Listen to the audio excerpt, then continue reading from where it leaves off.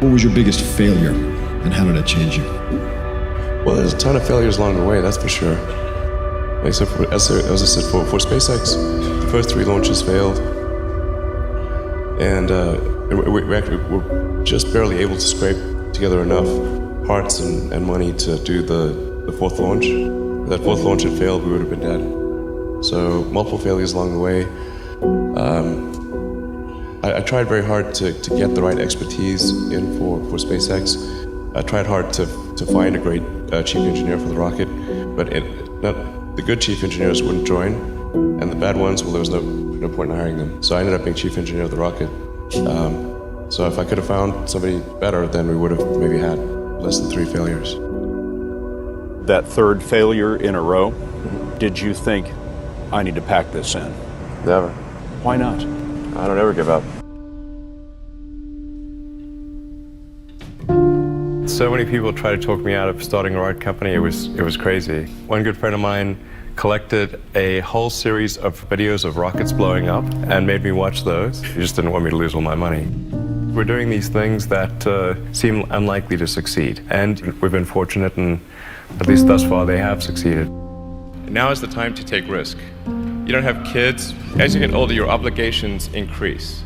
And once you have a family, you start taking risk not just for yourself, but for your family as well. It gets much harder to do things that might not work out. So now is the time to do that before you have those obligations. So I would encourage you to take risks now. Do something bold. You won't regret it. How did you figure you were going to start a car company and be successful at it? Well, I didn't really think Tesla would be successful. I thought we would most likely fail.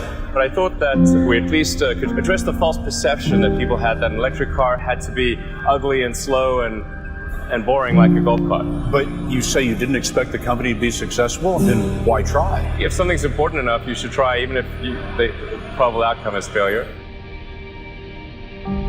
Or how do you think about making a decision when everyone tells you this is a crazy idea? Or where do you get the internal strength to do that? Well, first of all, I'd say I actually think I feel fear quite strongly. So it's not as though I just have the absence of fear. I feel it quite strongly. But there are just times when something is important enough, you believe in it enough, that you do it in spite of the fear. I think about what technology solution is necessary in order to achieve the particular goal, and then try to make as much progress in that direction as possible. I think being a multi-planet species and being out there among the stars is important for the long-term survival of humanity, and that's one reason. But then the part that I find personally most motivating is that it creates a sense of adventure, and it makes people excited about the future. If you consider 2 futures, one where we are forever confined to Earth until eventually something terrible happens, or another future where we are out there on many planets, maybe even going beyond the solar system, I think that second version is incredibly exciting and inspiring, and there need to be reasons to get up in the morning. Life can't just be about solving problems. Otherwise, what's the point? There's got to be things that people find inspiring and make life worth living.